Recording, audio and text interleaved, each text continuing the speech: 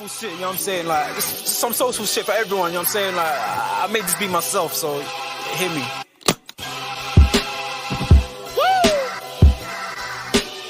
I mean, like, we can pull that clown shit away. This some real shit for you. I'm spazzing right now, so listen, let's go. Yeah. It's in their bones, the thugs in harmony for the love of the money. Then fall victim for the cookie, then turn pussy, it's lonely. You said you hold it down when life get rough, we're here now, so show me. We move them losses to them wins. Heavy pounds, we make it ends meet. Converse with only a few who make me feel like I be 10 feet. What's going on, people? Good morning to all. Good morning to everybody in the building. I hope everyone's blessed, man. I hope everyone's feeling all right today. We've got quite a bit to get through. Quite a bit to, of course, chop up as well. So yeah, make sure you do the usual stuff, man. Make sure you smash a like, make sure you share, and of course, subscribe to the channel. We are en route to 1,500 subscribers.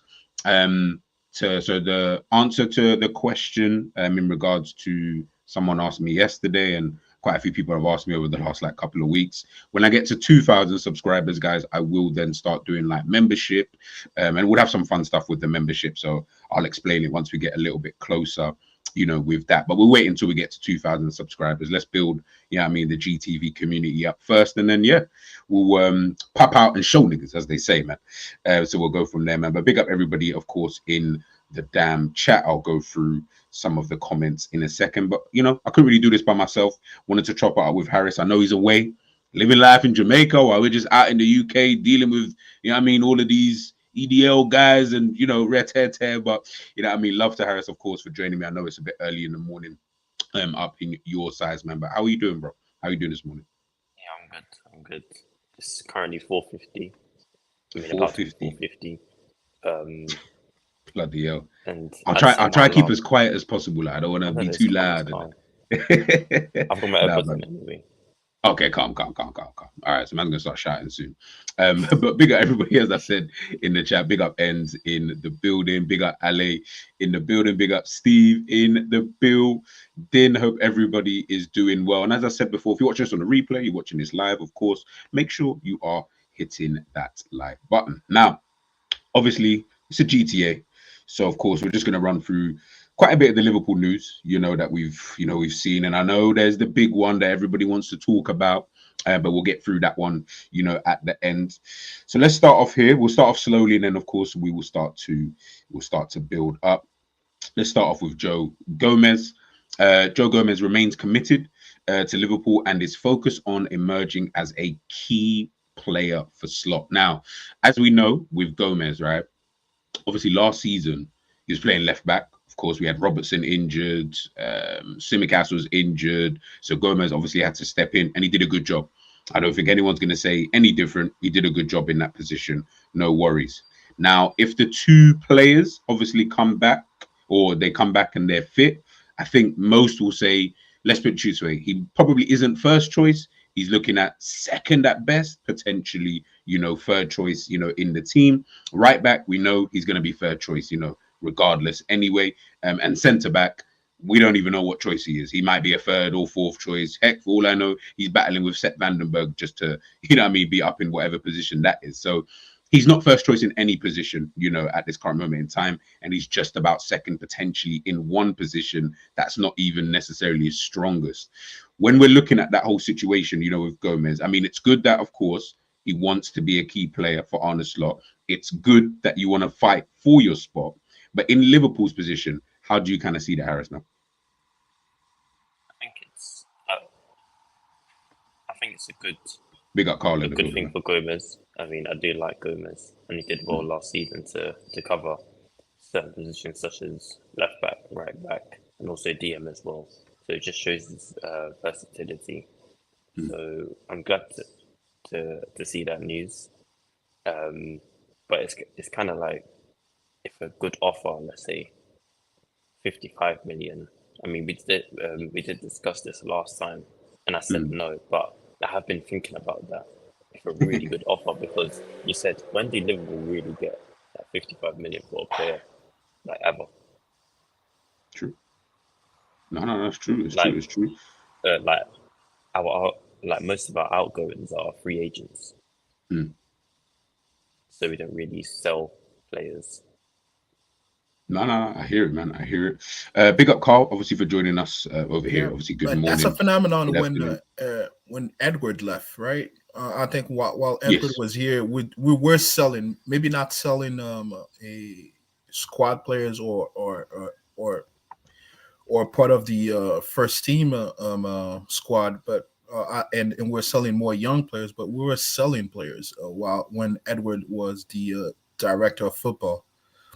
But maybe that's changing. I would love to see some outgoing. I do think that after watching the friendlies that we have a bloated squad. I think we have too many promising players. We need to get rid of to make spot for more players and have a clearer picture of what is who can actually make the first team or who can just be a squad player at Liverpool.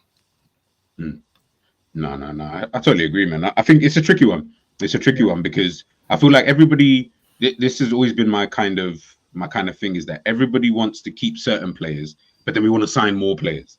And I'm like, where as Carl said, you got to create space. You got to create space.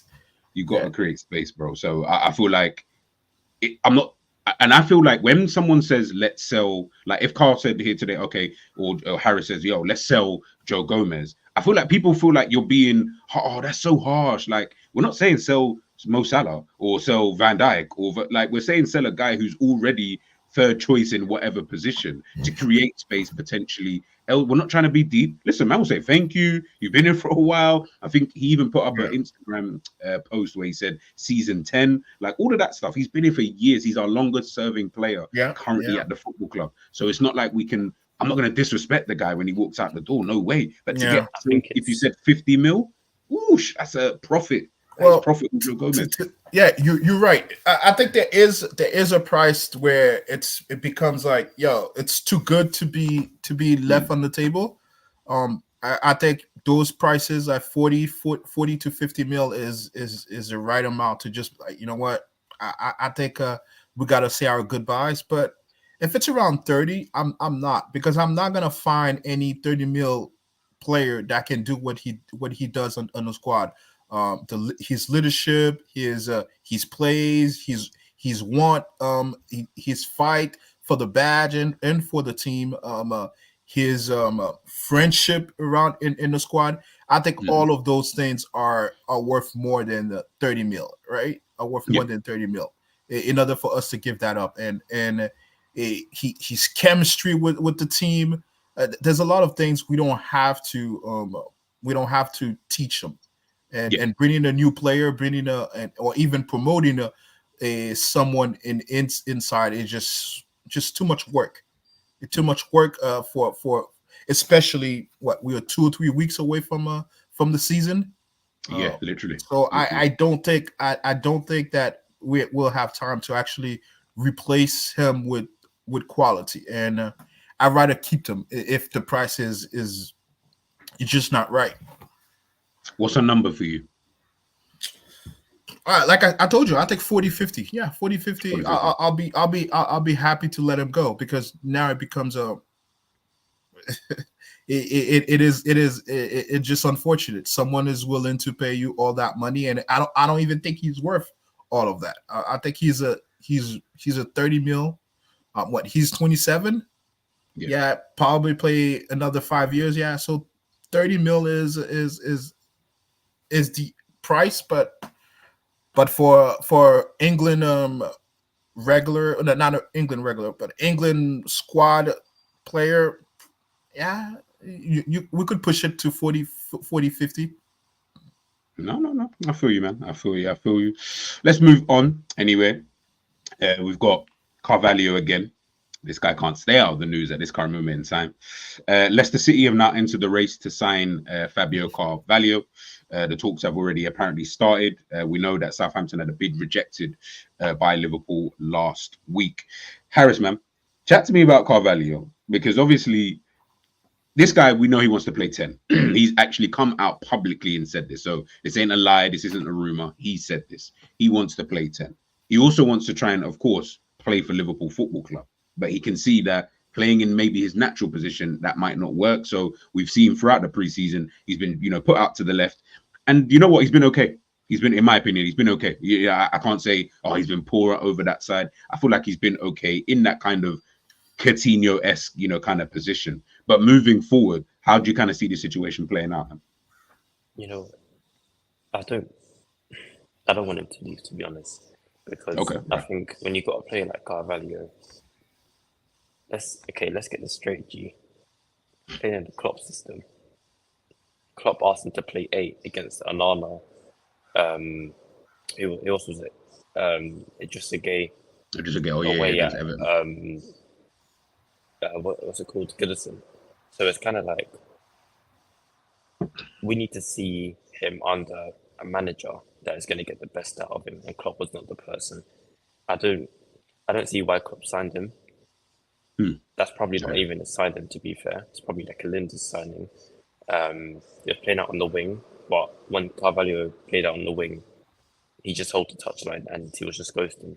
So now in pre-season, I've seen him being able to pick up central positions. I've seen him on a half turn in the middle against Arsenal, against Kai Havertz. And he to be fair, he has been looking good. So that was it for me. I've always rated Carvalho as a player, but I wanted to see him under a manager that can get the best out of him. And I think Slot is that manager. Whether he gets to play 10 or not, let's say it's a case where he has to play on the wing and he's not going to play 10. I think he should just have to deal with it, because I said this many times on stream. Carvalho is a player that always goes unnoticed in picking up positions in the box. No one ever picks him up. It happened against United where they picked him up late because he's just ghosted into a central position where Tsimikas is able to pick up a wider position. And then when you look at his time at Fulham, when he was playing with Mitrovic, he was making late runs into the box, and again, no one was able to pick him up. It's only when he's about to shoot, someone's trying to get to him late. So I feel like it's good to have a player like that. He's able to ghost into the box, pick up central positions, and you know what? Actually shows that he's thinking, and he's trying to think 2 steps ahead, and that's what you call a good player. Whereas you've got some of our other players, I won't name names, they've got the bozo gene in attacking areas. So it's good to have a player like Carvalho who can think 2 steps ahead, pick up good positions, and be able to find the back of the net. Nah, man, I definitely hear that. Let me just quickly read this out from Honesty. Big up Honesty again with all the news, man. Real talk, man. You're keeping me up today. Arne Slot and Richard Hughes will sit down with Fabio Carvalho this week amid interest in the 21-year-old from Southampton, Leicester, Fulham, and other clubs across Europe. According to Ornstein, Carvalho doesn't want to be a bit part player, but on the wing, he's even behind Darwin, so he is 4th choice, and in the 10, he's also 4th choice behind Mac, Szoboszlai, and Elliott. So I'll ask you this. I think we've spoken about this anyway, Carl. When we're looking at someone like Carvalho, I know we've spoken about, look, if we get this kind of bid, he can kind of go. But even when you look at it from a Liverpool perspective, I get it if you don't necessarily get that bid that you want. Let's say they want 25 million as an example, right? At least if they get, let's say they get 20 million, because obviously we saw Southampton, I think was 15. If they get in 20 million, don't you think it's almost a little bit of like negligence if we don't let this guy go? Because we know he's not realistically going to play. Not really. From a management standpoint, if you believe the player is worth more than 20 mil or whatever the amount is, we know it's not 15, and the player wants to have more playing time, I think the next option is like, oh, you're going alone because we're not getting the amount we want to sell you. We want to fulfill your wish, but if we're not gonna get the ask price, we're just gonna loan. And I think to me this looks like another loan. If people are not going to meet whatever that price is, I think it's another loan in the Premier League, and which we talk about.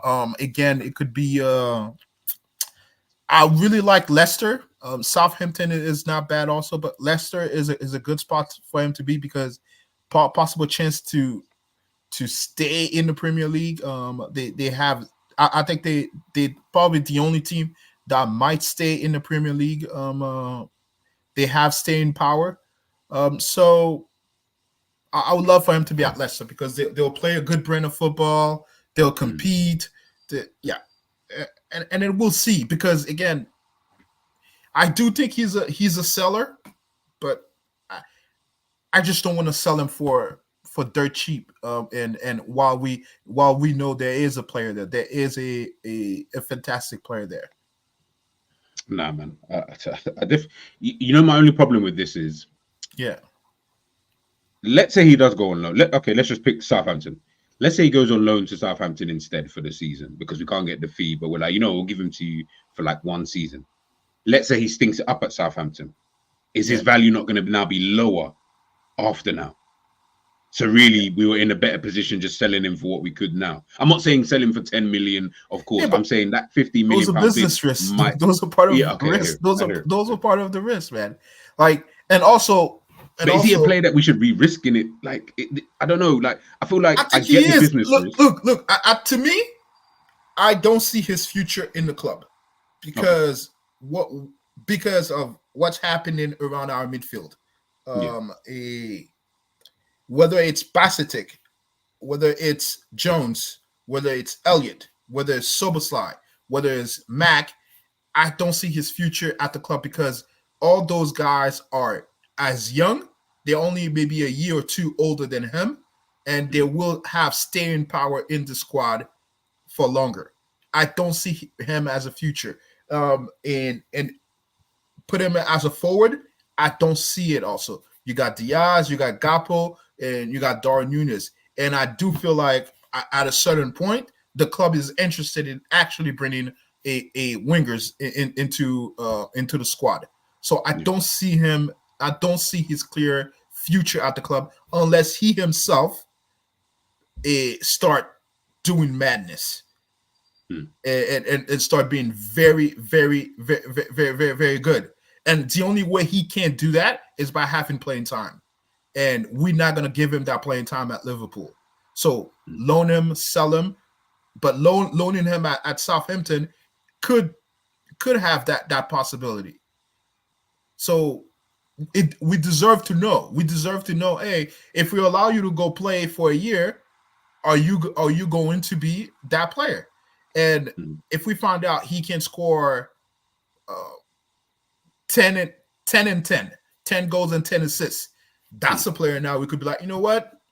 In our system, maybe he could do a little bit more. Maybe in our system, he could do 15 and 10 or 20 and 10. Maybe in our system, he could do a little bit more because for whatever reason. Or it could be like, you know what?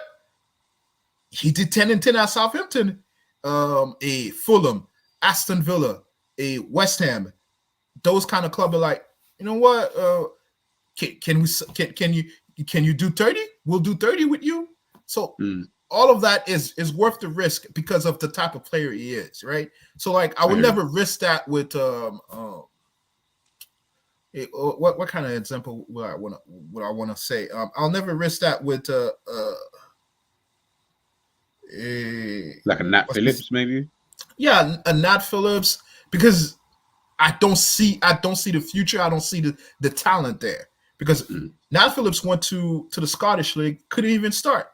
Yeah, exactly. This is what I'm saying. This is. But we saw that with Fabio Carvalho last season. We thought we were all sitting at RB Leipzig, couldn't get a game there, then had to go down a level to go then now play in the Championship to then go and do everything. And by the way, he did really well. But I think the RB thing is mostly an attitude thing. I don't know if it was strictly because he couldn't play. Like that one, we need more information. It felt that way. It was more of an attitude thing. He probably felt that I think he might have said that he was promised certain things and they were not given. I hear. Okay, so we'll allow RB because it's the only place he didn't play well or did not have a good stint. It was RB Leipzig because everywhere he has been, he's done good. I don't think he's done great. Well, maybe the first time we saw him at Fulham, he was doing great when we first brought him. Yeah, he was. He was. Yeah, but after that, everywhere has been good. Wherever he he was loaned, he was doing good. Even with us, when he first got here, he was good. I just didn't understand why we never put him back to play that year, but he was doing good. He was doing good. Nah, man. So I think Nah, he's worth the risk. I think he's worth the risk to loan out and possibly increase his a market value.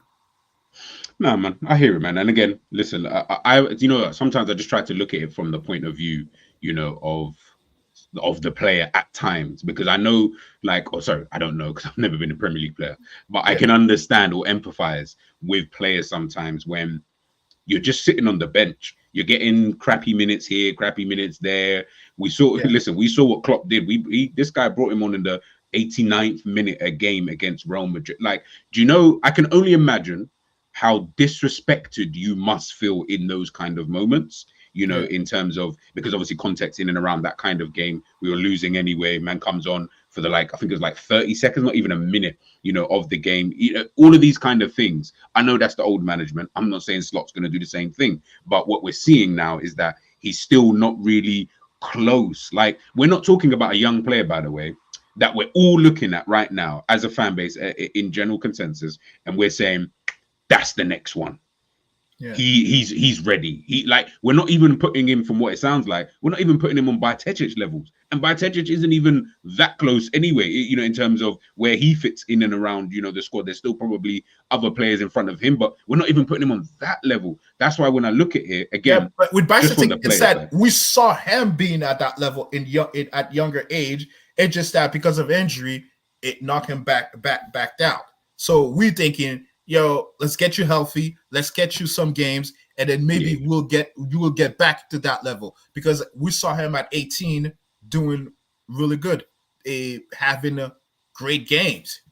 So I do wish that he does go get the game that he needs and improve the squad, improve his market value for the team, and because again, I don't see him. Unless he just outright do some bits, that he becomes a regular team player in at Liverpool.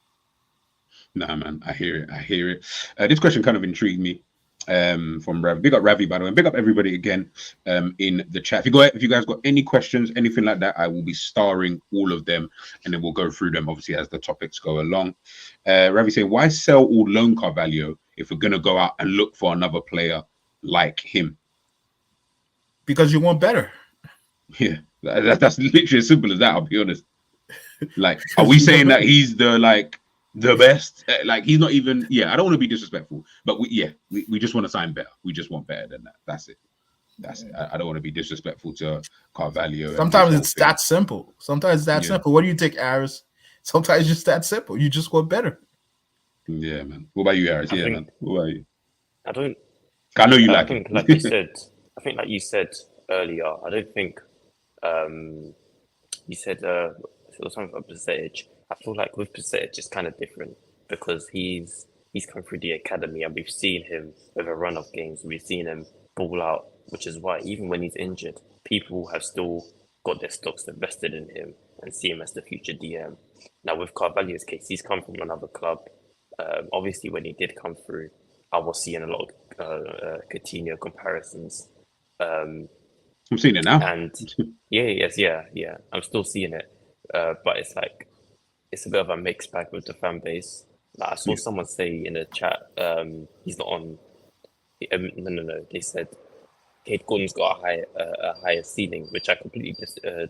Oh yeah, I saw that. Whoever wrote that, you're on fraud watch. To be honest, I don't think Kate Gordon would even break through into the first team. I feel like he'll go on loan because, to be fair, he has been injured, but I just don't think he's gonna break through. I think Carvalho is a way better player. I feel like he's got more about him. He can do more. It's just whether he's able to adapt to this system and this role and kind of just take his position for now. But he has to impress to go up the ranks, because let's be real, the ranking in terms of the order in positions, it's not going to stay like that. Because if you look at last season, our striker options, it would change. So when Nunes doesn't run a games until he plays dead, it's going to be Gakpo, then it'll be Jota. It's not going to be Elliot in the 10 every game of the season. If it is, then it's a miracle for him. But it's going to be swapped at times. And I feel like, to be honest, I think Carvalho is probably a better 10 than Elliot in terms of decision making. Because You think so? I think so, because based on one thing, if you see Elliot, he delays a lot, and throughout pre-season, he's been playing a lot of people offside. Like he keeps delaying. From seeing Carvalho in the 10, I feel like he's more of a problem to deal with. I know Elliot, he can probably do a bit more. Than Carvalho in the 10. But I think when it comes to that one last minute in terms of way to pass, the right decision, I think it's Carvalho. I completely agree with you. I think I think a lot of us when we look at Elliot, we're so happy, excited about his potential, but we also so we forgive a lot of his mistake. So I think the best, yes, I think Carvalho is a great up the field type of player. I think he makes great decision, but the thing is that it's again this. I don't know if you remember, G, when we were talking about the difference between Elliot and Soboslai. If we wanted him to start, it was just that the physicality. And I think here we got two people of the same physical stature, and then we're saying the only biggest reason why Elliot is staying in this team is he's more physical. So he defends better, he recovers better, he press better. And I think that's the biggest reason why he's a starter or a possible squad player at Liverpool. And Carvalho is just that his overall game lacks a little bit.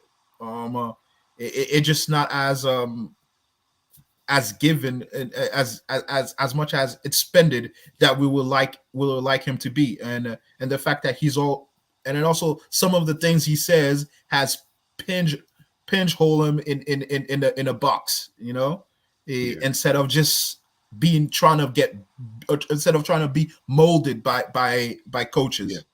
I think that's his issue. I think that's his issue. Instead of just trying to expand his game. Yeah, we all know players that keep saying, "Oh, this is my position. I can only play this position." And Carvalho did not want to be molded into an 8 or a left winger. But the thing is, with Klopp asking him to play left wing and slot, the big difference is that I've seen Carvalho pick up more central positions, which he could be more lenient to having to accept, because I didn't see him pick up many central positions under Klopp on the left. And very true. To be fair, it was frustrating to see him on the wing, just trying to hold the touch line, hold the width, because Salah was also doing the same thing, and they were both playing poor. I remember against Brighton, he started there against Brighton when we drew 3-3, and he played on the left, and he just kept trying to hold the width. And you see, when you got a player like Carvalho that you kind of need on the ball, but you're holding him out wide, it's kind of similar to Phil Foden. Just him. You need I think honesty got what we're saying a little bit wrong. Creativity and decision making are two different things. We're not talking about how creative Carvalho is or Elliot is. We're saying is that the timing of his decision are sometimes wrong, and I think Carvalho make those mistakes less and less. Right? Like I don't think we're saying both those players are who's a better creative player who assists more. I don't think that's an opinion or we are trying to make. I think we're just saying is that when it's time to make decision, Carvalho makes them quicker, while Elliot takes time. He he's always Elliot feels like he's like, oh, I can do it left, I can do it right, I can do it to the middle. Which one? And then that action is too late when he makes that decision. While Carvalho is like, whether the right pass is to go to the left or to the right, he makes them. Yeah.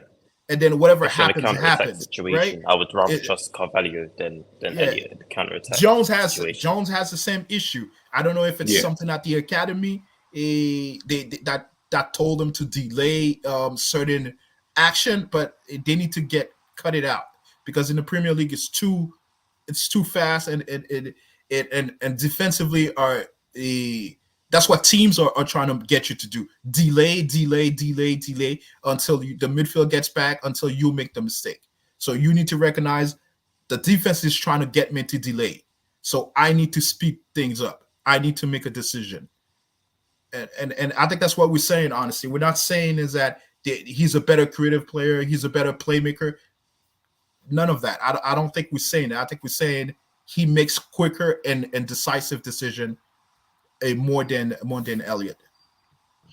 Nah, man. I agree. I agree. I think it might just be the style of said players, in terms of they're two players who I don't think they're quick thinkers like that though. And they're so used to just keeping the ball, because they're good at holding the ball. Like, they're good at the close ball control. They can dribble and all of that kind of stuff. I feel like that's just what they naturally want to do, when they do have the ball, as opposed to, Carvalho, who again is a calm dribbler, but I just feel like he's maybe just a quicker thinker than the other two, and maybe just the style of his own play, being used to being able to play that kind of football. It might just be that. Again, I have no idea. I don't know what they do in that academy in terms of producing these players. Last question, just before we move on to the next one. If we sell Carvalho, Fulham gets 20%. Can LFC also add a selling on clause, or is that forbidden, two clubs having clause on one player? If we sell Carvalho, Fulham gets 20%.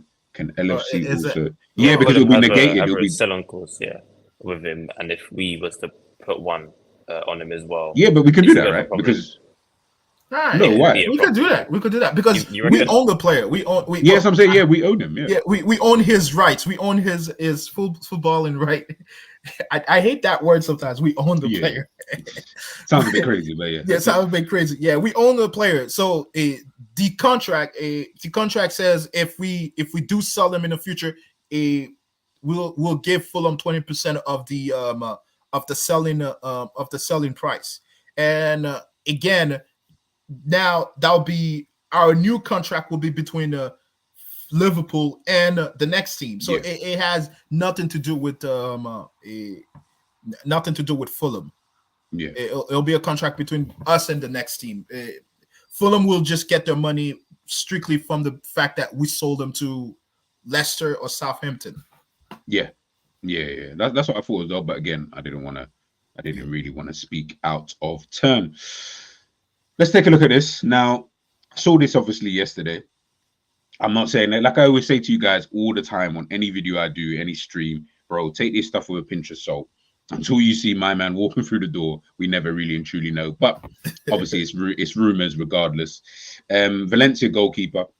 Now, big up Monts, by the way. Last night I was listening to him, Jamie and Cal. Obviously, they were talking about this. Pronouncing his name, when I heard Monts say, "No, I'm just going to call him Villy." Big up Monts, because I'm stealing that. I'm just going to call him Villy as well. Because trying to pronounce it sounds like we're going to have Mamardashvili? Come on, Mamardashvili? Come on. Okay. That's but easy. Villy, but Villy? Yeah. Villy sounds like, hey, Villy. Villy sounds like the men in the neighborhood. Hanging out in the corner. Exactly. And I'm comfortable with that. So I would much prefer if we just called him Villy. But obviously, we saw the news yesterday. I got quite a lot of people talking, and it reminded me of a conversation that me, Enz, and Savage were having not too long ago, talking about, the Liverpool goalkeeper. Here it says, according to Relevo, Liverpool are looking at signing Villy to loan him until Alisson Becker leaves. There is a meeting scheduled this week between the clubs. Bournemouth are also interested. As we know, Richard Hughes, of course, he came over from Bournemouth, so maybe. And again, this is all hypotheticals. Maybe there could be something within that in itself. I'll go to you, Harris, first. how can I put this? With the goalkeeper situation, we know that Alisson is the best goalkeeper in our eyes anyway. He's the best goalkeeper in the world as an overall keeper, right? Could you see a situation very soon that we would just look at someone else for whatever reason? Could be Alisson wants to leave, style of play, whatever. How do you kind of see this kind of situation if, let's just say, this was true? Yeah, if this is true, it could indicate that Alisson is leaving. Like I mean, to be fair, he is a young keeper. He is 23. But Yeah. from how the reports were moving, like how they sounded, it sounded like this could be Alisson's last season. And then plus we got Kelleher, so it could indicate that Kelleher could be going as well. It could be one of the two. Like the report could mean that Kelleher's going, but they just use Alisson's name. True. And it's a case of like I'm looking at Liverpool now. When I first saw this news, I was thinking, why do we need a keeper? But then, like I said, it could be a case of Liverpool's just planning ahead for the future, just in case, because they might have heard something. Alisson might have come out and said, "Oh, I want a new challenge." And then I am looking at the style of play. I've been going back to watch a few Liverpool games like previously, and I'm looking at Alisson in some of these games. Like, he is a very good shot stopper. His distribution is decent, but when it comes to feet, it's not the greatest. I wouldn't put him in my top 3 keepers with the best feet. Like, there's Edison, you got Anana. I would even say Verbruggen. Yeah, from Brighton. Brighton Yeah. keeper. There's a reason why he was the number 1. I know he was rotated a couple of times with Steele, but he did eventually become the number 1 in goal. And if Alisson was to leave, he would be the one that I would take, because throughout the years I think he was good. And he is a Brighton keeper under De Zerbi. And when you're a Brighton keeper under De Zerbi, you're good on the ball, you're composed. In intense situations, you can play it from the back. I don't trust Alisson like that when it comes to ball at the feet. And yeah, so is it a signing that I'm moved about? No, because it's a keeper, and keepers don't move me. So if it is true, then why not? Why not plan 2 steps ahead? Because Pep's done it before with Rodri and Fernandinho. Although Rodri wasn't great in his first season, they still did plan 2 steps ahead. And then when you're looking back at that, fantastic. As a City fan was saying, yeah, that's a top signing. But back then when they first signed him, they're probably saying, "Oh, what's Pep doing?" But Pep's clocked the potential in Rodri in signing him like 2-3 years before Fernandinho goes, and that's just seen as top business and top management. So if we can do the same thing with Vili, then so be it. No, just before I go on to you, Carl, I just want to quickly go through this super chat here. Big up Dexter, by the way. Good morning to you first and foremost. Much love and appreciation for the super chat, man. Big time. He says, big up G. 81.7. That is such a random number, but how do you come up with that? That's what I want to know what your metric is. What's the metric you're using? Like, but don't get twisted. 81.75. That's a pretty good. You know what I mean? That's what's that? 1925. Yeah. I mean, it's pretty good. I'm not far off. Of your opinion are shared by myself. Keep up the good work. It's best that Carvalho assesses his career choice and moves on. Again, big up for the super chat. Please put in the chat. I'll read that. I'll read it out. I want to know what your metric is for using this, because I want to know, how do I get to 90 plus? Like, that's my target from now on with Dexter. I need to get to 90 plus in order for me and him to, really be on the same wavelength. But I agree with you, though. I do agree. I think that's what I said about the player side of thing with the whole Carvalho situation. I just think he needs to assess it. I think this move only really happens based on what he thinks, as opposed to, obviously, if Liverpool get a dumb bid in, then of course we'll just sell, or we'll look to sell. But I think he's going to play a major part in this, in terms of when he does sit. I think honestly put out before, in terms of him and Richard Hughes and Arne Slot sitting down and talking about this whole situation. Let's see where we go from here. How do I see you in this team? If I don't see you as a major or even really just a part, real like even an impact kind of player, then he's gonna have to just leave. Because why would you want to sit on the bench and pray that about 6 players potentially might get injured in order for me to, realistically start? There's not that many games, in my opinion, unless you get a crazy injury list. But yeah, man, big up Dexter, man, every single time. But Carl, looking at Villy, Big Villy himself. How do you kind of see it, man? Like, I'll ask you this. Because I want to make it a bit more difficult for you. Sure. I want to hear your take. This whole thing reminds me of the situation. I know Harris mentioned Rodri, Fernandinho. That's one example. One of the other examples I remember is when Pep Guardiola came in and Joe Hart was the keeper. Now, Joe Hart was at the time a very good keeper. He just came off winning the Golden Glove. England first choice goalkeeper. Yeah. His stock was high. He said, "Nah, you know what?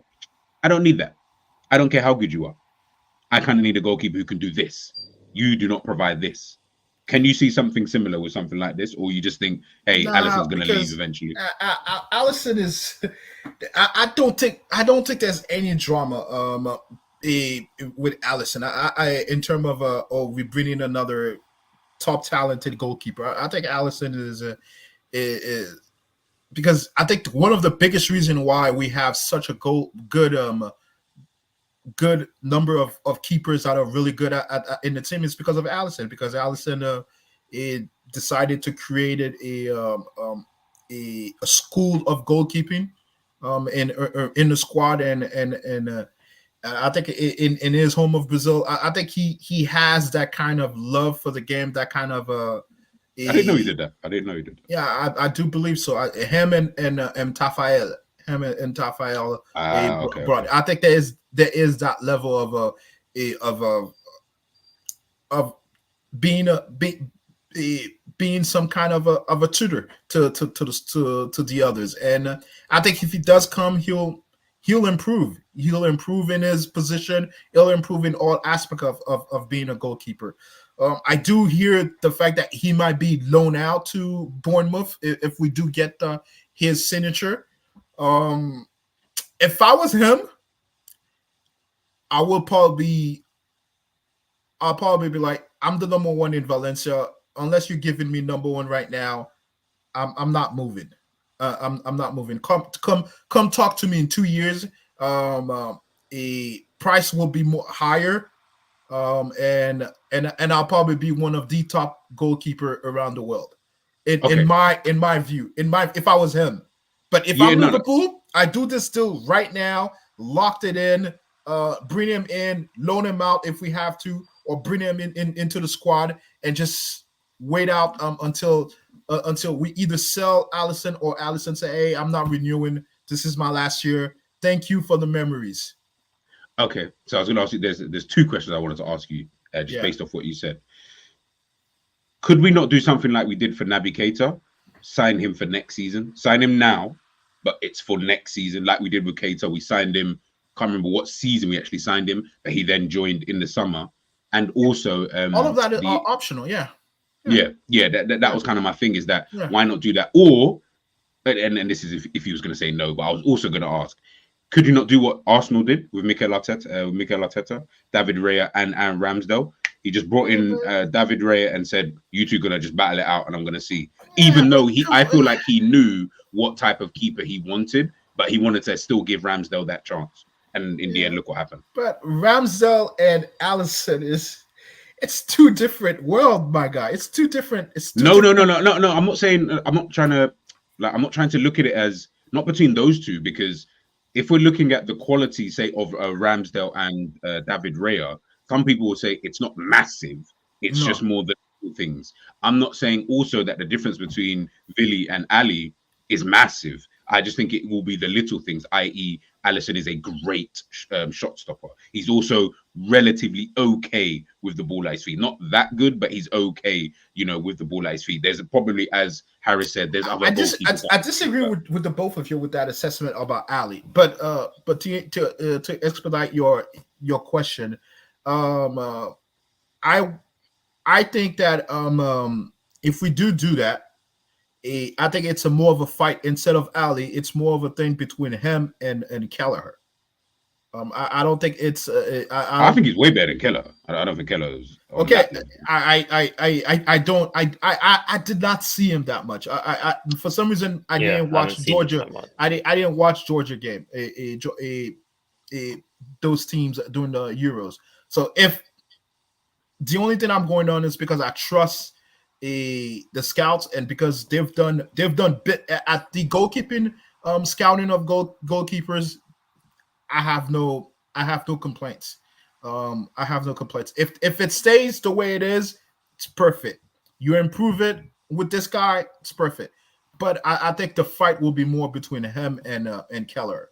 Um, Yes. and like you said, Allison is 33 in October. That don't mean shit in goalkeeping.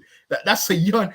You still in your prime as a goalkeeper. I think as a goalkeeper, your prime True. is what 35, 36. That's when you could probably start talking about a decline as a goalkeeper. You could start because you gotta remember Buffon played until 40, and he was a great goalkeeper until he was 38. No, So true. I don't know. With goalkeepers, that the shelf life is unbelievable. And again, with this player, I think it's more of a fight between him and Keller. I don't think he is. Maybe he could push Ali, but I don't know, man. I just love Ali as a goalkeeper so much. Like again, when we're talking about him as ball to his feet, I think he's really good. I just think that he makes mistakes. He's more he makes more mistake than a lot of other goalkeepers. It's almost that I don't know if we remember when we talk about players that don't have that radar in them, like a danger. Yeah. Some No players Spidey don't sense. function that way. Some players are just too cool.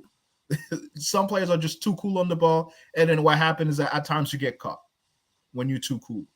And I think that's what happened to Ali. I don't think it's a fact or that he's not great at playing with his feet. I think he's as good as anybody in the world at playing as a goalie, playing with his feet. And I just don't see it. No. It's like my brain is like my brain tells me to disagree, but my heart is saying no. It's not that. Like in terms of what you're saying. He is good with his feet, as good as like to me as like a Ramsdale is as good with the ball at his feet.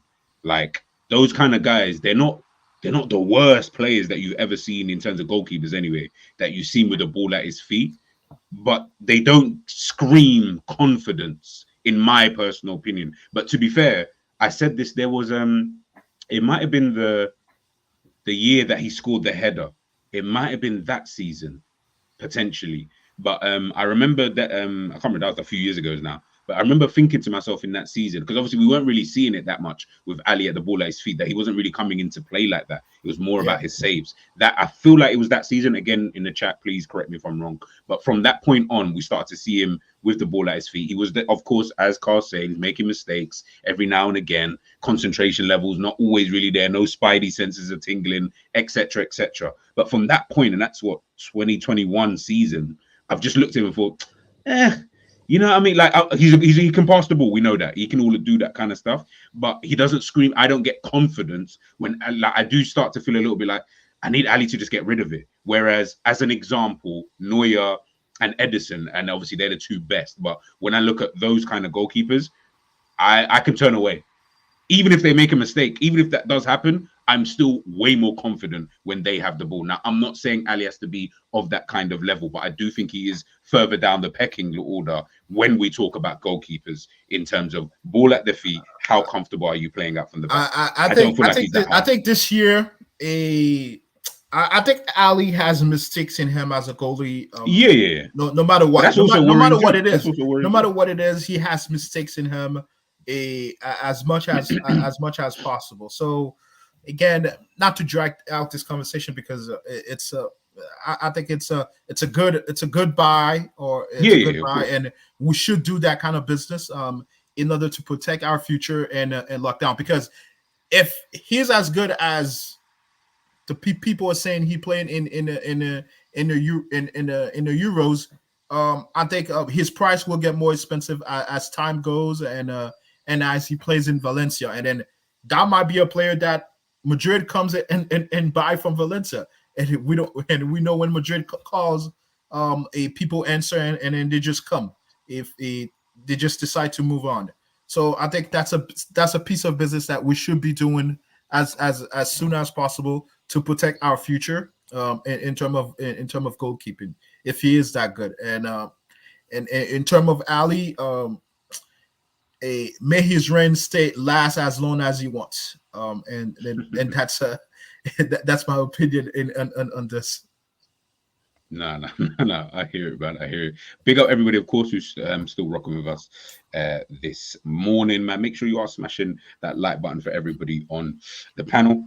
Got another bit of news as well. Ben Doak will be allowed to leave Liverpool for a loan this summer. There was reports before in regards to it was a maybe. Let's see what's up. Maybe teams wanted to sign him, but now looks like Liverpool are going to do that. Brentford, Southampton, Leicester, they're all interested. Liverpool could also consider a permanent sale should the right bid come in for the attacker. What do you do, Harris?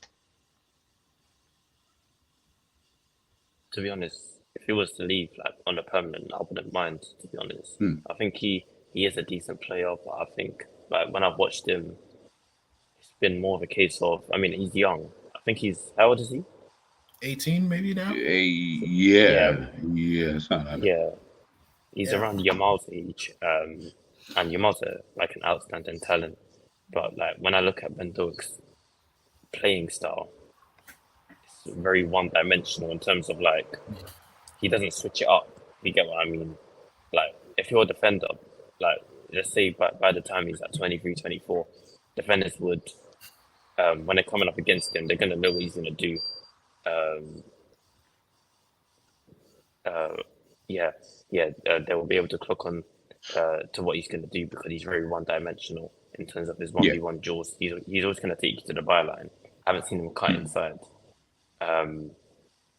So I think he's a decent player. There is improvements to be made in terms of end product.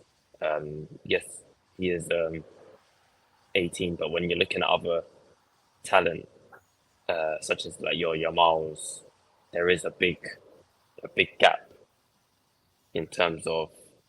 But should we? But okay, should we? And listen, I do what you do because to me, I'm always like, well, there's enough of those kind of players, well, a similar kind of players. But should we be like comparing him with like a Yamal? Yeah. Okay. I understand where you're coming from because. Because obviously, like, he's like an anomaly, like in that age group. It's like a Messi compared to. It's like a Messi compared to a Mo Salah, for example. There's a big gap. There's no comparison. In terms of talent, but I'm not too sure about him. I've never been like too like he's never really like. I've never looked at him and thought like you're an outstanding talent. I just think people. Like our fan base, I feel like they're really excited by him because of his burst of pace, because he likes to take a man on, and that's a good thing. But it's kind of like, it's just he needs playing time again. He needs playing time. Unfortunately, he got injured. He needs a loan. I'd like to see him on loan before anyone can really say. I'll be willing to sell him with a buyback clause. I'll be willing to sell him with a buyback clause of maybe a 30 mil, something like that, 30, 40 mil. And I'll probably sell him to a championship team, or maybe Brentford. Sell him for that, and then say, "Hey, I'll buy him back for when we decide he's really good. We'll have the right for first refusal." I think I'll do that kind of deal. Right now. Unless he gets better, I don't see him. What I mean by better is just that he becomes closer to a Salah level player. Okay, again though, do we need him to be at that his future at the club? But do we need him to be? No, I don't necessarily mean be as good as Salah, but he needs to be closer to that in order for me to be like, for him to stay at the club, because I'd rather go buy a winger. Okay, fair. You get me? Like a good use or something. Like He has to be an outstanding talent for you to be an I see understudy it, to Salah. but the thing is that I don't think Yeah. I have the time to wait. Yeah, sorry, Iris, I don't have the time to wait. Yeah.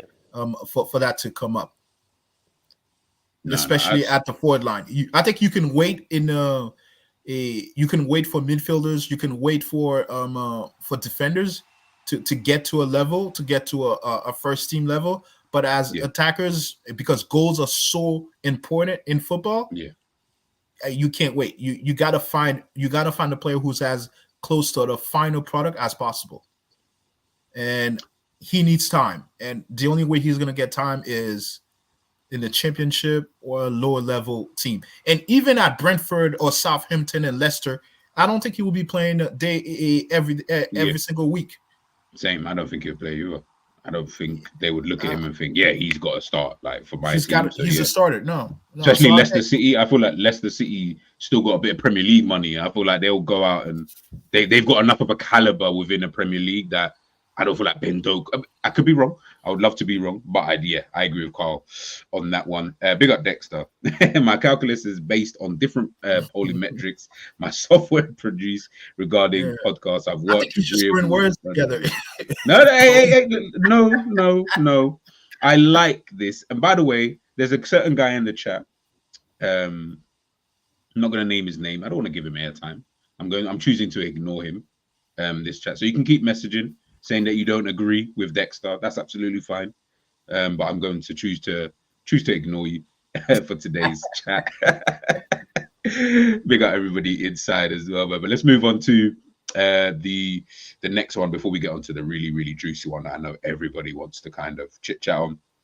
So obviously Slot was speaking, I think the other day, just in regards to quite a few things actually.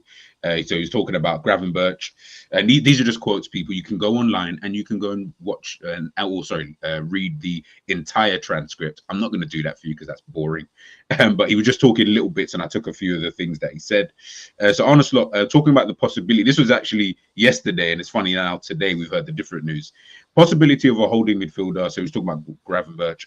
I think Gravenberch did really well in the position against Manchester United, and we have other options as well. Talking about Trent, we didn't speak about his commitment. We only spoke about the way he wanted Trent to play. And then talking about the signings, a club like Liverpool will always keep its eye open to see what's available. Richard is working hard. It's about players that can strengthen the squad. That's what we are looking to do, not particular to one position. The reason why I chose those three was because I felt like looking at those kind of, and again, things change every day. I felt like he was talking without really saying anything, if I'm being totally honest, because you see, when you say things like this, I think, Gravenberch did really well in that position, and we have other options as well. But then we see the news that's obviously come out today that Liverpool are targeting a number 6. As a player, and I keep going back to player side of things, I get it. As a manager, you don't want to be disrespectful to your players, regardless of how good or where they are in pecking order. But I also feel like it's a little bit patronizing when these kind of things come out, because the reality is he's tried how many in players, and by the way, I like Slot. How many in players have you tried in this double pivot, whatever position? Yes, and I don't know what you're even telling them in the training picture. I'm only assuming you're trying to give them confidence to play these roles. Guess what? Liverpool want to sign another guy to play that same position. So guess what? Everything that we did, that was kind of irrelevant because we need another guy anyway, clearly. Because clearly he doesn't trust the ones that he's got. So I'm always like, you're talking without really saying anything. I almost feel that I get where you're coming from as a manager. I fully get it. Morale, you're not trying to have a, create like a dressing room that's, a bit crazy because, you've been saying one thing, but then I get all of that, but you're doing it anyway. You're saying one thing and you've been saying one thing in terms of where we got options, we got this, we got that. Whereas behind everyone's back, you're trying to flip in, sign another guy. Like, to me, that's patronizing. Again, not reading too deep into it. I'm not trying to, but these kind of things are small things that I always look at because it tells me more about an individual than anything else. But again, That's just my take, on that. I don't know what you guys think. I think you're reading way too much into it, man. I think this is just coach speak, if for lack of a better word. This is coach speaks. I think if I'm Gravenberch, I was brought here to under an old regime to play midfield.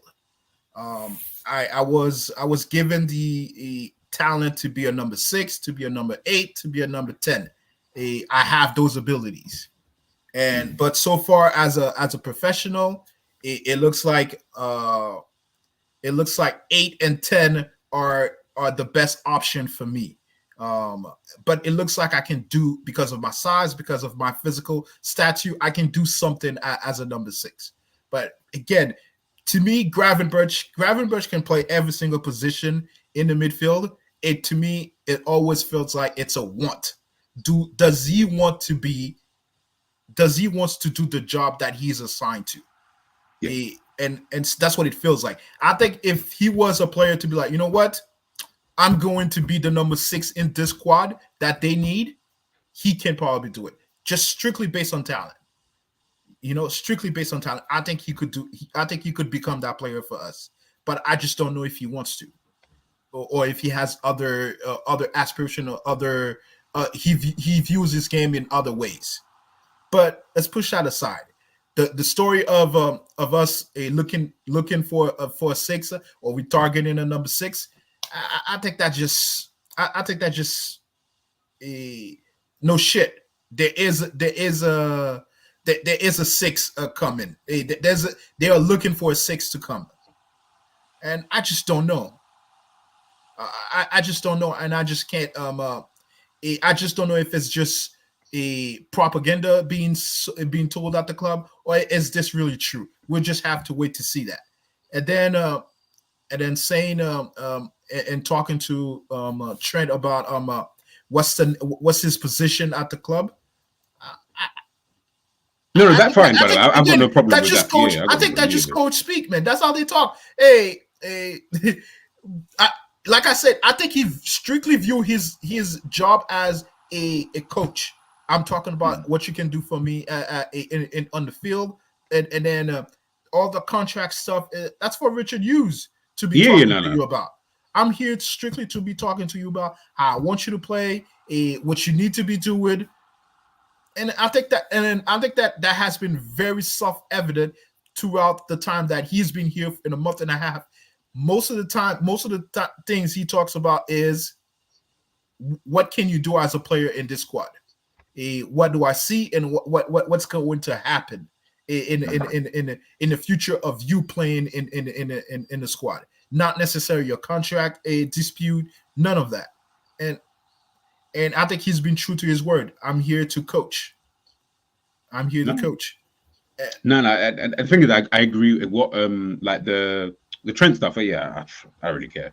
In regard, not that I don't care, but as in that one was fine, and that's totally understandable because, as you said, he's here to coach. He ain't here to worry about your bloody contract. You're either here or you're here. Do you know what I mean? Like, you're either here or you're not, kind of thing. So if you're here, then clearly you're committed, and I'll work with that. Do you get what I'm trying to say? He can't really help what's going on the other side of things. But like I said, man, these are the kind of things that you see once, you're like, you're just reading into it. You then start to see a pattern.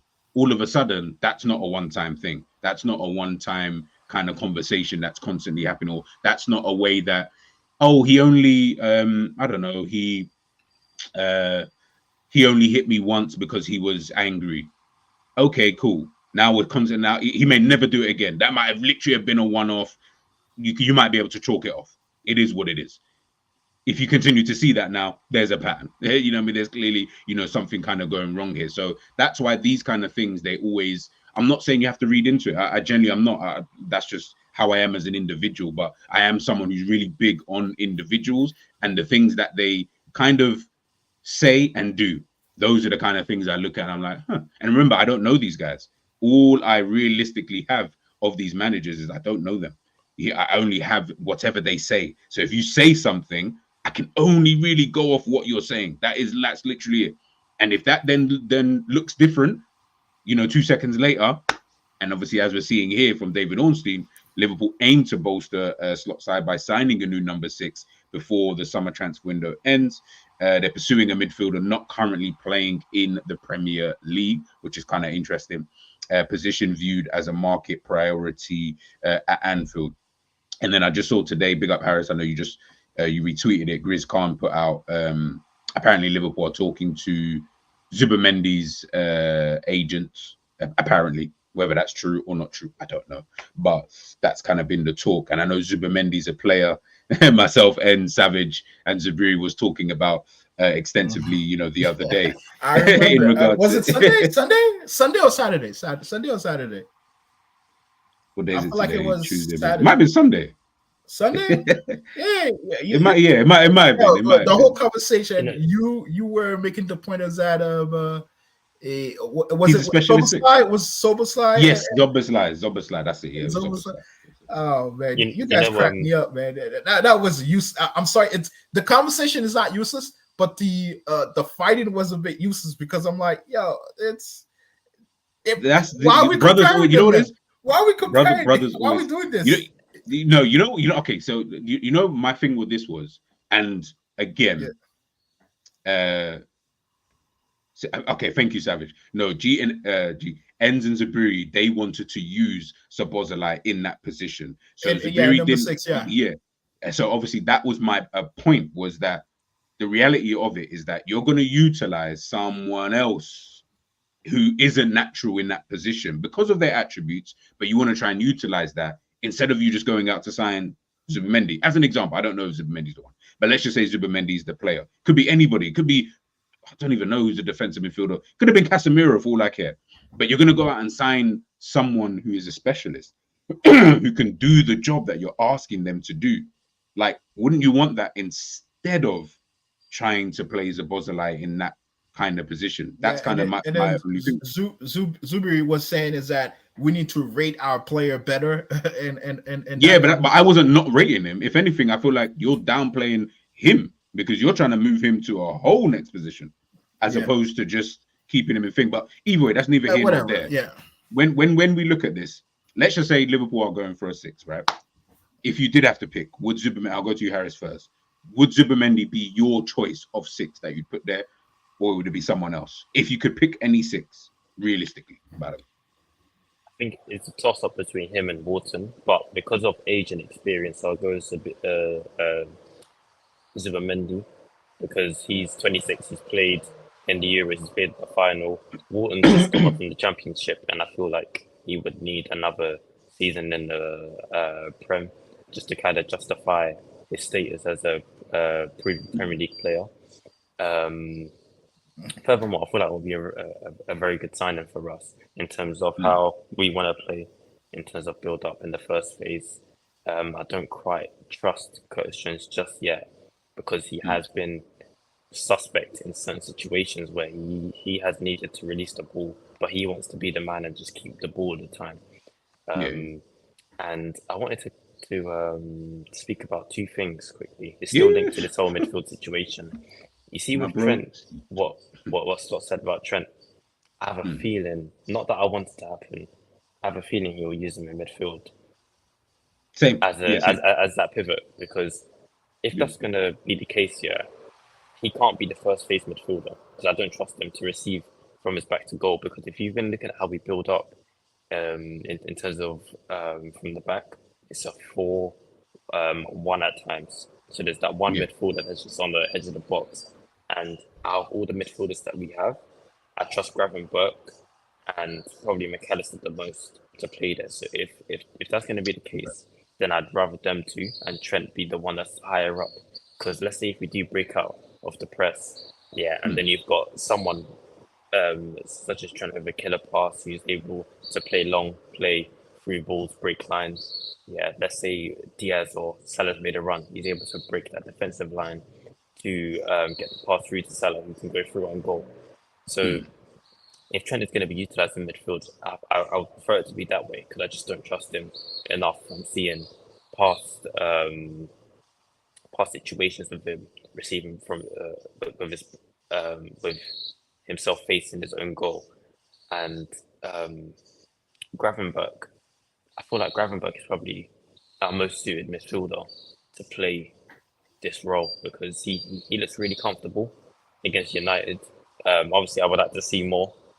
Yeah. But just in terms of the player he is, this is the kind of football he suits. Because I looked back at the signing when Klopp signed him, and I was like, how are you going to get the best out of Gravenberch if you're asking him to do all this running up and down football? But it was working out at the start. But he was playing Europa League games where he was scoring, he was assisting, he was making things happen. But there's in the Europa League, so I feel like his skill set is very suited to a slot pivot, whether that's with him paired up with McAllister and Gravenberch. I feel like that's probably our best pivot in terms of this system. So like Gravenberch could be the one that receives. Are you saying this based on if we don't sign anybody, or this is what you want to see? Okay. So if we don't sign anyone, that's my pivot. I'm not too sure about Szoboszlai in terms of same. His touch at times, his weight of pass, it could be a bit off, but I trust Gravenberch and McAllister the most. Savage, it's over. Iris, you make great points, man. You make great points. I totally agree with you, man. I totally agree with you. As a matter of fact, I think the fact that we're bringing if we do bring Zubimendi, and Zubimendi is a player that we do sign, I do see him here in just another stopgap. It's just a better stopgap than Endo. Just because of his age profile. He's 26. He's 26. And what I'm saying is that he might just be here for 3 or 4 years. 3 or 4 years. Again, that's time again. If I'm looking at the club, if I'm envisioning this, that's time again for Basic to get better. Because at that time, Basic will be 23, 24. That'll probably be, I think that'll probably be a firm. That's what they're thinking. They want to get Basic to that level. But is that not a good thing then? That's a good thing. I think that's the best thing. If they do find someone who's younger, I do think now it becomes like that becomes a problem for Basic, because Basic now got to get better fast in order to supplant that new player. But if they do find someone around above 25, I think that's a good sign for Basic, and that's a good sign for other midfielders in the yeah. If we do sign Ederson, still the same thing. I don't think that we'll sign all the 6 that are good enough to be playing in that position. They are in their mid-20s, 24, 25, 26, and those are the ones we should be looking for. I think we made a huge mistake last year in not signing Lavia, because if we had Lavia, all of this is just moot point, or even a Caicedo. But all of those is look. I'm sorry, 20. It is. It is my guy. It is my guy.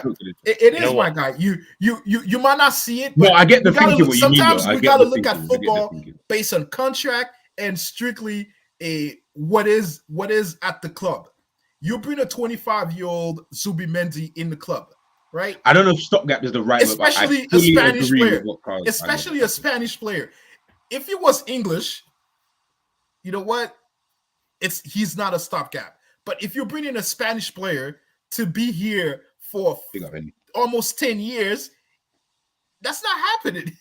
That's not happening. Usually, Spanish players that stay here the longest in the Premier League are the ones that have been here at a young age. They got used to the lifestyle. They got used being in England. They like it. They have lots of friendship. That's why they grow up. They mature. So it's not a problem. But if you're bringing another man from Spain, from Portugal, those men at that age, those men just want to make their money and move on and go back to Spain or Portugal after a while. They're not staying. The first moment they can actually leave, they'll probably leave. Zabi did it to us. Yeah. Just before you continue, this comment. This is so big up KZ. This is so underrated. I feel like when we look at signings sometimes, and I hear fans of all teams, not just Liverpool, all teams, you all think we've got this guy for the next 10 years. No, you don't. No, like I don't know many players who stay at clubs for like 10. Yeah, literally. Like they for some reason, man, think that like you think certain players are just gonna be here for time. I'm like, bro, you'll be lucky if you touch 3 years with this guy. Like super lucky. We just saw Julian Alvarez go to Atletico Madrid after 2 seasons, and he's won everything. Yeah. And we heard that he was the next Aguero. And we heard he was the next Aguero. So the reality of the situation is that I'm not saying you might 5 years might be a good little like a measurement, but the way people talk about players, I'm like, nah. So this is why I say I kind of agree with what Carl is saying. This is why I say I don't know if stopgap is the right word. I feel like I'd rather use transition. I'd rather use a transition for Bajcetic. But I agree with everything you're saying, because he's not saying, because remember, he's 25, 26 years old. So we ain't going to have him for 10 years anyway. So the reality is we're probably going to have him for like 3 or 4. But in that time, when Bajcetic is that age, at least we are looking at a situation that Pep Guardiola had with Rodri and Fernandinho, but we've already got that guy at the club now. We don't need to go out and sign who's the next guy to come in and replace Zubimendi. No more panic signings. We've got no more panic signings. So City, this is why I say they don't do that. Yeah, exactly. It's just, obviously the position that they were in at the time, they had no one else to play there. We got to go and sign Rodri. But guess what? We give Rodri a season with Fernandinho, and then he integrates it. So that's why I said I don't know if stopgap is the right word, but what you're saying, 100% agree with. Like, that's what I would want you to do. Hence why I would then put someone like a Bajcetic. You can go out on loan. You can stay with it in and around the squad, whatever. I don't really care after that point, because I've got my guy for today. Zubimendi is literally for here and now. He's going to help us for the next 3-4 seasons, however long his contract is. And then you're praying, obviously, by that time, Bajcetic is there. So I'm not scrambling, because in 4 years' time, you name me another DM out there that's young. Like teams like Caicedo and Enzo, like all of these guys that people like anyway, who I think are calm, they're already at clubs. So teams are going to be scrambling, trying to look for the next guy. We've already got the next guy. We don't have to do that kind of scrambling thing. So yeah, man, I feel like when people keep looking at this 10-year thing, then thing and Savage, I think that's what I said. I think Carl is the choice of word, but what he's saying, because the stopgap is literally Endo. I'm only signing you for 1 season because I can't get this guy, but then next season I'm going to sign someone else. Endo would be deemed, in my opinion, to be a stopgap. That's what I said. Okay. I think that's what's potentially happening as well. I think people are getting too offended about me saying a stopgap, because I think it's because they rate Zubimendi so highly to call him a stopgap. Look, man, to me, a stopgap can be as great as a player as any bum, any players that are just good enough. To me, I'm mostly talking about stopgap from a contract standpoint, in the fact that people here we are buying a Spanish player or a player of that caliber. We don't know what's going to happen with him at the club. We're probably gonna give him a 3 or 4 year contract, and we know Edward, he doesn't do players past 30 that much already. I think the biggest reason why Van Dijk and Salah have not reached a contract decision yet is because they're over 30, and then he's just looking at their value and what is the fair value for them. I think that's the biggest reason why, and none of them have been signed. They're over 30, but they are still doing bait and pieces. So therefore, what is the actual value for them at the club? And what's the price? What's the wage we want to go above or below? That's what it is. But when we talk about Zubimendi, we need to be realistic. This is a player that we all here have known about for at least since the kid came into since the man came into footballing. From 18 to 26, the man has stayed in one spot, while other team, I'm sure at a moment, Barca was calling for him. I heard, yeah. Big team were calling for him. He stays at the same spot. He stays there. So now you're telling me a man like that is quote unquote not a stopgap? That guy is. He is. This word is going to trigger a lot of people. He's Big just up Pops, good. really good. He's just good. And I'm sorry. Sometimes that's how life is. You could find a man that does his job really well. Specifically in the world of business, sometimes you have a new CEO come in, you know he's not going to be here for long, but he has an ability to get a business and organization to function well, to get back into the green, because you were doing some bad thing operationally, you were making bad decisions. He comes in, he makes all the right decision, he does everything well, and then after a year or two, he's gone. Similar to someone like He's gone. Coutinho, or like it could be a Trent situation, because how long has Trent been here for? I'm not going to include the academy years. Oh, 7 years. 7 years. 7 years. He might Yeah. he might not even get to 10 years, because from the links that I'm seeing to Real Madrid, he hasn't even signed a new deal yet. Obviously, we'll see how that pans out in the next few weeks. But next season, starting from next season, from August, he could be in a Real Madrid top with Jude Bellingham. It could. Well, I know. It So could. from what you said with a CEO that's coming to do business, to get the business up running, that's very similar to Trent, because Trent has been crucial in winning us trophies in terms of getting us to a Champions League final. He's been involved in many finals where he has performed, and it could be a situation where next season we're looking at him in a Real Madrid top, chatting to Bellingham, chatting to Vinicius, to Mbappe. So yeah. Nah, like I said, I just think the choice of words is triggering, because what Carl said isn't wrong. Like I said, it's just the choice of words, and I just think that's just. I guess bridge. Let's call it bridge. Yeah. Okay. Yeah. That's what I'm saying. Bridge. Yeah. Big up Pops. He would be the bridge to Steph. From Endo, if Steph, of course, stays the cool. But and to be fair, real talk, that's another thing to even look at, because Steph might also look at the situation and say, because Harris, you mentioned there about you trust, like you like right. If we didn't sign anyone, Ryan Gravenberch, McAllister, like there are players in there that I'm thinking, I don't know, do you trust them more than you would trust Bajcetic right now? How long do you give Bajcetic in order? Like, how long is he willing to wait in order to even get that chance when we've actually got players? Listen, it's all a mumbo jumbo at this current moment in time. So let's just wait to see who we sign. Bajcetic to me is not someone who has a Blythe. Is that what you call it? Like a Blythe in the team. He has to come back through the ranks to get his place back, because no one, in my opinion, apart from Virgil, Addison, I'll probably say Salah as well, who has a nailed on 11. I mean, a nailed on position. And I feel like I've heard many people say Bajcetic should be our starting six. I've heard it before. And it's like he's been injured for a long period of time. And Harris. And I've seen him. We've seen him in a very bad Liverpool team. I'm pretty sure he would do well in a very good Liverpool team.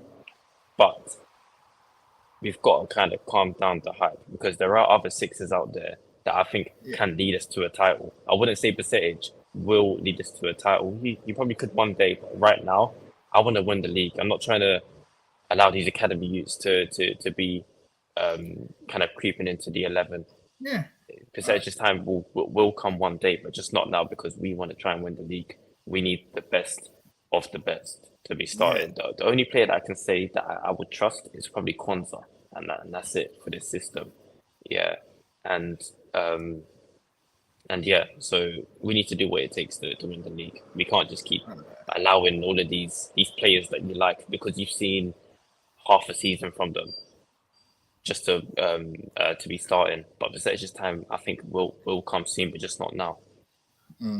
Well, to that point, Harris, I'm about to go even crazier. I think you guys are talking about stuff. I'll go even crazier. If in 2 years, or even if in 2 years, again, that's mean that we have Zubimendi in here. If in 2 years there is someone in the academy or Bajcetic become a number 6, the proper number 6 that we think he can become, we sell in Zubimendi right away. catch in on that one. Send him back to Spain. Send him back somewhere. Is that dependent on how good? It depends on how good he is. He's been for the club. Like, look, let's say by Celtic. Let's say by no. I'm saying he's good. Like I'm talking about, he's really good. No. I'm saying really Zubimendi. What if Zubimendi is excellent for us for the next year? I don't care. I don't care how good he is. I'll tell you. Listen. He's good. Why would you let him go? Listen, come on, okay, my go boys. Sorry. We got a 21, 22-year-old who's as good as Zubimendi. Maybe a tiny bit not as great, but as good. We're like, you know what? The way he's playing in 3 months or 4 months, he'll be that player. He will be Zubimendi. So you telling me I have a 28-year-old player and I'm not putting him in the market because I already have a player. I already have Basetic here who can do the same thing.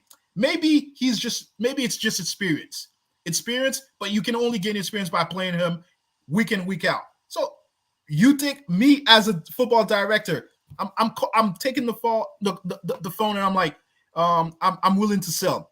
Talk to me, because that's the business of it.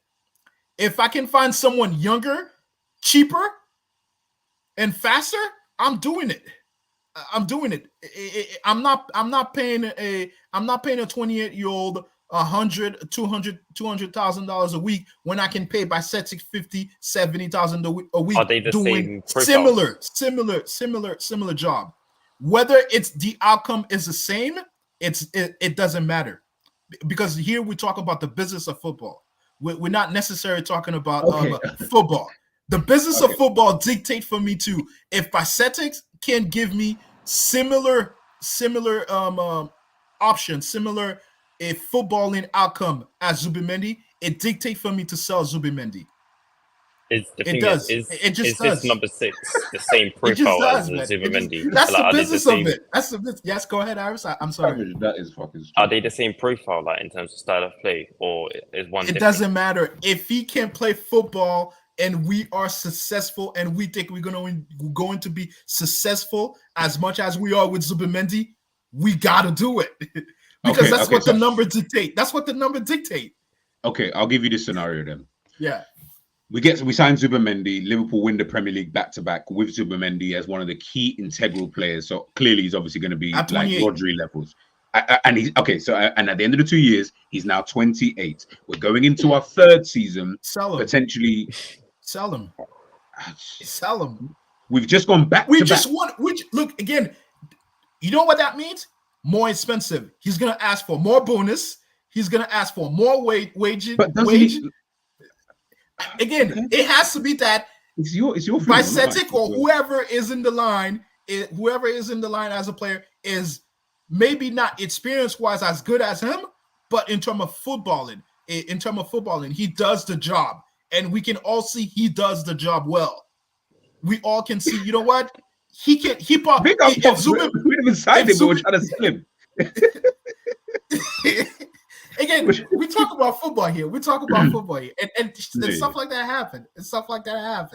You know, and I know it sounds crazy, but that's the business of football sometimes, man. I think sometimes you guys are doing that. Oh, we got a guy who's good, so therefore he needs to stay. Not even we start the moment that he's good, we need to start thinking the next contract, the next 4 years of a contract. No, sometimes you got to start thinking about that. If he gets as successful as the team does, we need to start thinking about selling him and finding someone who can do the same job, because that's money that we'll have to put in an old player, because at 28, 29. No. The thing is, I don't even disagree with the premise that you obviously need to sell him, and you'd rather sell him before he gets to a point where it's like, oh, you can't even sell this guy because he's declining, etc. I do get that part. What I'm just not really understanding is that 2 years, that's obviously hypothetical, but I feel like when you at least even wait for that third season anyway, just to at least... If we win 2 Premier League during that time, as you say, if we win 2 Premier League during that time, and then again, we find someone else who's younger and as good as Zubimendi, it is your duty as a football director to sell him, to find a good a good amount of money for him to be sold. I'm not saying you sell him to the first guy that comes in with some money. Nah, man. You sell him. It is madness. I agree. It is madness, but that's how you do it. Oh, okay. You know what? Actually, thank you, Savage. You actually just put that here. What about? Would you do something like this then? Because Kwanzaa's looking like he could. No. But Kwanzaa looks like give him a year or two, he probably could reach up to a very good level. But the thing is that there is nobody as good as Kwanzaa in the third center back. If we had two players who were as good as each other like Kwanzaa, yeah, okay, sure, we could sell VVD. Okay. And then go through the growing pains of youth in as a center back. Yeah. But we got no one as good as okay. I think that's a bit of a lie. I think Konate is as good as Kwanzaa or even better, but in a different way because they're a bit different in they're very different defenders. Very different defenders. Yeah. Okay, we have three great center back. I think there is no one as good as Kwanzaa and Konate in being the fourth choice, or there's no one there. I do think that kid Blair, is that his name? Harvey Blair. Yeah. Harvey Blair. Center back. I do see something there. Who's the black kid? He had cornrows, I believe. Billy Cometio. Is it Cometio? No. Maybe too much. No. Amara Nialo, is it? I didn't even. I don't know if one of you could check. He played in preseason recently. Yeah, he played in preseason. Yeah, he played in all preseason. Yeah, I do see something there. But I see something, but I just seen something. I can't say like the moment I saw Kwanzaa playing in the first preseason of last year, I was like, oh, this kid is staying. This kid is saying the first time I saw him, the way he used the ball, I was like, oh, okay, this kid is staying. He's going to be part of the squad, and that's what happened. And I think I want to see that with that player, but I just not sure yet. I'm just not sure, but I do see the talent there. But Nala played against Arsenal. Yeah. So I don't think we have that kind of. Nah, man. Jesus Christ. Someone asked me a real life example of this. Big up Pops in the building, man. Hey, leave football manager. I think that's why. Okay. So who did it? That's Madrid, what. Yeah. Madrid, Real Madrid does it all the time. Real Madrid does it all the time with some of their players. Okay, what do you think is happening to Joselu right now? What do you think is happening? No, but he's not like he got brought last year. He got brought last year. Nah. Joselu is not good though. We're not talking about. You said on a consistent basis, you wouldn't. You wouldn't rely on it. Bro, Joselu is dead. Give me a second. It's but you can take your time. I'm gonna go through the comments anyway. You take You take your time. But big up everyone in the chat, by the way. I'm going to read this question now. Whilst you're finding that, because I want to know as well in terms of, like, is there a player out there kind of thing? Harris, I'll ask you this question. Realistic, if we don't sign anybody, where do you see Liverpool ending up? And if we only signed the DM, would you change your opinion on where we would finish? Okay, so if we don't sign anyone, I see us finishing like fourth or third. Because it's a new system, we're going to make mistakes. We probably will concede goals, play that from the back. So I will say we will definitely concede a lot of goals, which could lead us to losing games, drawing games, which could also lead to us finishing fourth. But if we send a DM, someone that is able to keep the ball in tight spaces, can play forward and can make the right decisions, it could bump us up to a third, or potentially, depending on how good he is, even a second. So I would lean to more third place again, but it is still a very good position to be in. Pause. Yeah. um, for Slot in his first season at Liverpool to finish third or fourth. So I think No, I hear it. I will be giving my prediction. I'm not going to tell you guys now, but I will be giving Too my early prediction. for that. Too early for the prediction. Yeah, I need to see. I'm thinking too much. I'm thinking too much. It's just not coming to me. But I No, promise. I promise, Mendel. guys, we've got more streams. I want you to at any given point, at any future given stream, yes, bring it up. I will because bring it it has happened in football. I just right now I'm thinking too much. Sometimes when you're thinking you're trying to figure it out and then it's just not coming. Brain. Yeah, Yeah, it's not coming. You know what? I have a question. Yeah? Have you guys seen the Bastoni news? I know it's not anything big, but have you seen? Oh yeah, I saw that last night. No, I did not. What the happened? thing is, I don't think he's gonna. Apparently, we're interested. I can't see him leaving Inter. Like he's on a death row contract, and you know them Italians, they don't like to leave Italy.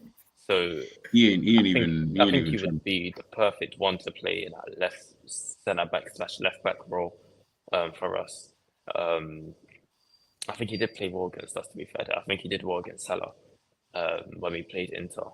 I like Bastoni. Home and away. Yeah, I think he's a quality defender. He reminds me of like a John Stones, but just like left-footed and probably just more. Obviously, he plays more nowadays. But I feel like he's a similar profile, and there's not many teams that have that profile defender. Honestly, that's a lie. We got one in our team. Trent won a trophy as a youngster. He was 18, 19, 20 years old when he first won his trophy. But I think he means like a collection of like young players. Like, of course. But even when I just look, as you guys saw this question, and I was trying to like check like when did these guys did. When we say the class of '92, obviously they talk about those players who came through in 1992. They didn't win a trophy and for 4 years. Like none of them won anything. Beckham won his first Premier League 95-96. Nicky Butt 95-90. I think Ryan Giggs was the only one to actually win. So again, like a Trent Alexander-Arnold, in terms of being the youngest, like being a young player winning. So it's not even like they won it in 1992 with the youngsters that they had. No way. You're not going to do that. And also, when I say that, Basetic will be 22, 23. He's no longer that young. Of course. He's no longer that young. 22, 23 is young in age, but not in football. Like I think Francesco Totti says it best. If you want to be a football player, you want to be in the first team by the time you're 17, 18. And then by the time you're 21, you want to be a first team player every week. And that's how you become a star in football. And that's how you become a player in there. So if we're following Totti, Basetic should be at that time be a first team player. Again, it could be Basetic, or it could be someone else. We don't know. We don't know the future. Like Liverpool could just buy a Brazilian 18-year-old next week or in a year from now on, and he supposedly play DM, and boom, he's the DM. We don't know. No, that's true. Then so we don't know the future. So we don't know. It could be Basetic or it could be someone else. No. I fully hear that. Guys, we're gonna leave it there anyway. It's actually been a good end to the show, as always with Carl and with Harris. Big up everybody in the chat. I will have a video coming out later on today. Will be let me see if I can find it. There we go. Who is Julio Soler? This is the left back. That I would love to buy him. I would love to buy him. I'll be honest with you. Like, obviously, it's a pre-recorded video, so you'll hear me say it anyway. Like the video, it's more me just. I'm kind of, if you watch it, you'll be going through everything with me in terms of looking at this player, where he's come from, position he's played. Obviously, he's played at the Olympics. So if you've watched the Olympics this year, you'll see he's been playing in that, and just what people have kind of said about him, some of the stats and stuff like that, behind him. But I didn't know anything about this guy, like nothing. He hasn't even popped up on my radar as a player. like a young player to watch. So Yeah, I'm very intrigued. techie. Very techie.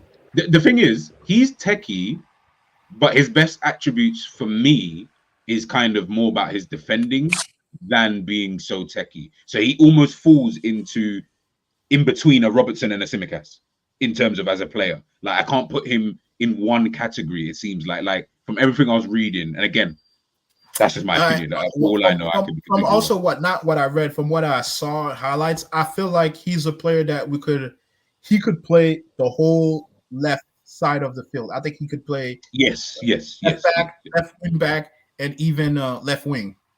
He has those ability. I don't know if he's going to be successful at being at every single one of them, but Sorry. I could see the ability for him to be playing the whole left side of the field, based on his technical ability. Nah, man. But yeah, but hopefully you guys, well, again, even in the comment section, let me know your thoughts as well. Yeah. In regards to him, we might be back tomorrow. We'll see what's up. If there's any news, anything like that, of course, we will chop it up. Big up Carl again. Big up Harris for joining me. Everybody in the chat again. Big up Dexter. By the way, thank you for the comment first and foremost, and much love for the super chat, guys. You will be redirected to Never Foul. You'll be redirected to Never Foul. So. Yeah, smash the like button, of course, when you hit up those guys, and I'll catch you on the other side. Peace.